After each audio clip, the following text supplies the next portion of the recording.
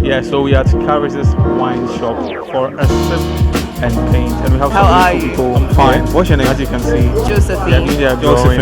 Josephine, why do you think we are not able to sustain our relationships like the way our grandparents and our mothers did? Controversial topics. I believe And we see what they have for us. in our time we've lost tolerance for one another. We don't have the patience.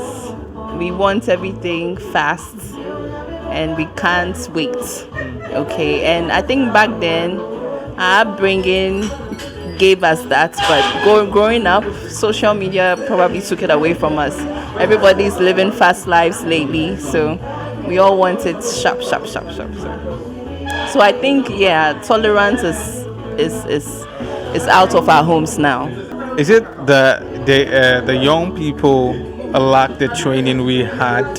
Say that again. The young people lack the training that some of you had, or it's just an issue of evolution? I'd say both, because when it comes to our homes lately, our parents, let's say our mothers will go like, "Oh, Papa, shenyoye, like be aware, ma weninya ding, man, so you know we are being told from childhood that stand your ground, don't submit and all that, you know, be the woman that you are or can be, you know, to empower the woman from scratch. And then our men too are also told, say, oh, you have to honor your woman, you know, respect your woman and all that. So when these two people grow up, the woman is already polluted, and the men are equally trying to be respectful and all that. But when they are not getting the respect back, there's a clash. So I think it's both. And now social media also don't make it any easier for us. So. Wow. So sometimes it's about the mothers and the things they tell the children. Based on their experiences with our fathers, you know, back in the day, they'll have their wives, but they'll have children outside of the home. So definitely from a pained, you know, situation, the mothers will definitely pass on that, you know, experience and bitterness to their younger ones. So it's really not their fault, but I think we have to renew that and stop. Yeah. Okay. So someone that's watching you that's probably having issues with sustaining their relationships. What's one thing that you can tell them that might change the whole scenario for them? I believe the Bible has it all. Let's go back to the basics. Men, love your women. Women, submit. I think that's just about it. Communication and current relationships. And then I think also people don't want to admit to their personal flaws too as well. It's also a very big part of it. Because as a human being, you also have to understand that you're not perfect. So each party has to understand that I have flaws. You also have flaws, so you are supposed to help me get better at it. Exactly. So I think the communication aspect is part. Also admitting that we are human beings and that we both have flaws. That's the reason why most of them don't thrive. I think that's the paramount reason. All the rest are like sort of like, you know, yeah. Do you think with regards to the problems you've outlined, social media plays a role in how people's perception have been shaped about relationships? Yeah, of course. I think social media really plays a very big role, because when you look at it, it actually gives people like some sort of perception when it comes to relationship. Exactly. I mean, social media has been buying pressure for lots of people. People come and then they live like fake lives over there. So obviously, when somebody is living that kind of fake life, it sort of appeases like people, and then they even start to mount pressure in terms of their relationship. But obviously, what we do see in social media is clearly different from what happens in real life. So as a human being, you should know how you are going to definitely distinguish both. So yeah, social media has played it actually plays a very big role in terms of failing relationships currently. So what advice would you give to someone that's watching you that's probably having issues with holding a relationship? Oh, I think problems in relationship, I mean, they are just meant to be there, just like life. I mean, life has problems. But my personal definition of life is that it's just about how you are able to, you know, approach your problems and how you are going to have to solve it. Everyone's relationship is sort of like relative, do you understand? But I believe that communication is a very, very big part. As a human being, you should know how to communicate your issues to another person. And also you have to understand that relationship, it actually involves two people. So I mean, I always put it in the case of like a Venn diagram when two kind of like circles are intersecting. So it means that one obviously has to make room for the other, and that's the same thing that the other person has to also do. So once that actually happens, maybe most relationships are also going to get better. And then maybe staying away from, it's not staying away from social media, but then not allowing social media to also influence your life. Do you understand? Because most of the stuff on social media, they are fake. I feel like now there is more freedom, and before maybe it was not that easy to like separate or something. So now I think that if you are not really happy, instead of just staying with that person and thinking about the forever, maybe you are more open and you just know that there's the option to separate. So yeah. Do you think it's a good thing that there is that option to separate? Yeah, of course. Like I think that the option, I mean, before the option was there, but maybe people was not that, it was not that normal, so people stayed more. So having the option and being normal, I think that's something extremely necessary because the most important thing is to be happy. Yeah, and at the same time, it's true that there's people who just give up too early, and that's another thing. So maybe that would be the bad part, but having the option and being normal, it's important because the most important thing is just to be happy. So Do you think there is a way that probably we can employ to keep our relationships longer? so I don't know, maybe being more patient and just trying to understand more the other, and just being conscious that it's not about finding someone that is exactly the same as you, but just yes. Also, it's more or less like trying to accept people's Exactly. difference.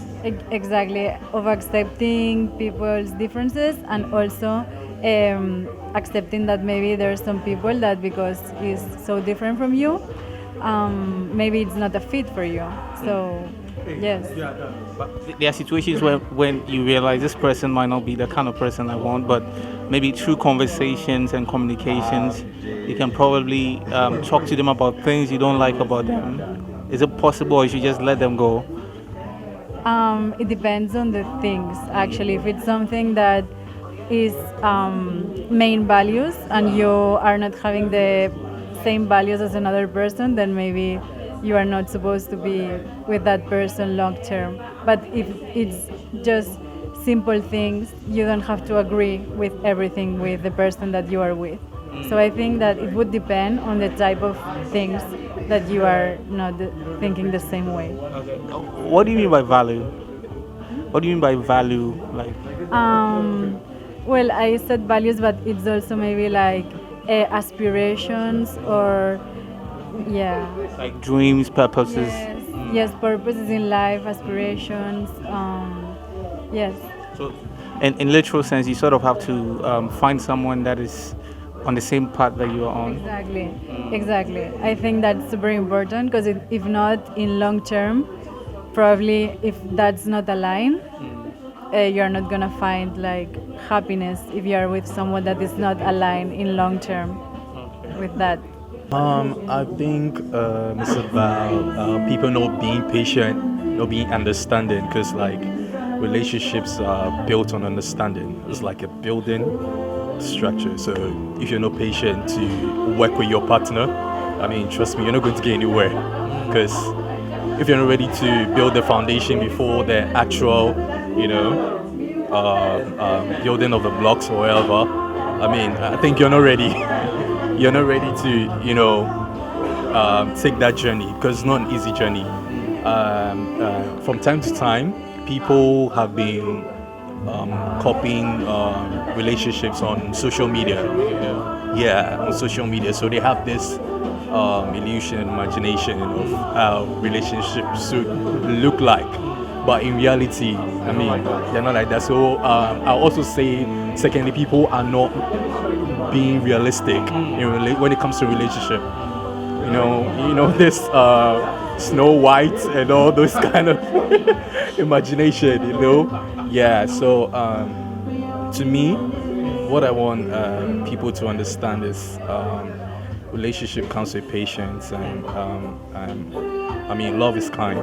Love is not selfish. Yeah, you need to be gentle. Yeah, you need to be gentle with your partner. Do you think there is the idea of love, especially in our generation, whereby people sort of mistake love to be materialistic provisions, and maybe how the girl is looking, the boobs, the body?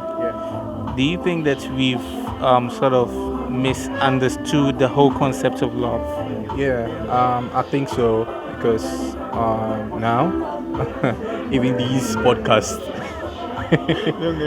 I'll go there. I'm not going there, but yeah, I think it's a phase in every man's life, in every whether man or woman, it's a phase. When you get to a certain point of your life, you won't be looking for those things anymore. Yeah, you'll be looking for peace, stability. Are you being financially stable, ready to take care of my kids? Yeah, are we ready to go along in this journey? Through thick and thin. I mean, these are the things. These are relationships are not for kids, but we make it look as if it's a real deal. So if you're not ready to date, I think you shouldn't. Yeah, even venture. Okay. So what advice? You seem to have a really deep perspective about relationship. Looking at yourself like about maybe 5 years ago, and how you viewed your relationship now. Do you think there's been growth, and what's really sort of inspired that level of growth? Okay, so I would say there's a little growth. That's also, I'm being honest, there's a little growth because when I was out of a relationship, I started pinpointing my wrongs. But what shows you've changed? You can apologize and say, I'm sorry, I'm not going to do this again. But when you go into another relationship, the same pattern you're repeating. Of course. You're repeating the same pattern. So what makes you think you've changed? That's the thing. So, I mean, that's it.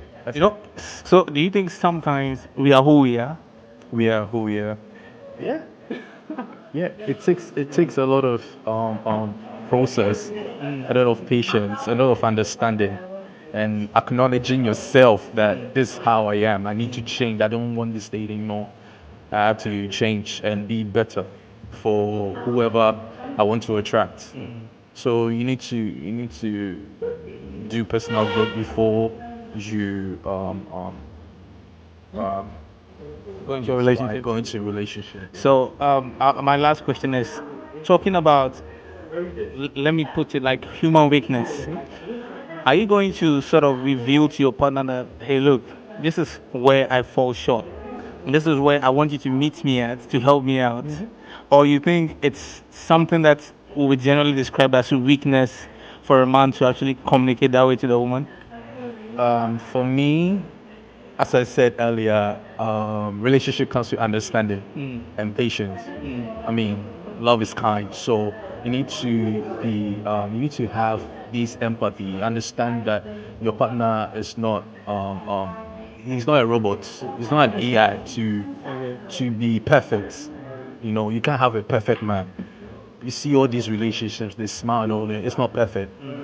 They are being transparent. This is what I go through. I'm a womanizer. I mean, if you're ready to be patient. For real? Oh, I mean, people do it. I mean, there are some people who understand. Okay. My husband. My husband smokes, drinks, but he's ready to change, and you can see from the actions he's ready to change. So I mean, there is some rest assurance and confidence that okay, from a time to come, you stop being an addict. I mean, chasing women and all that. Yeah.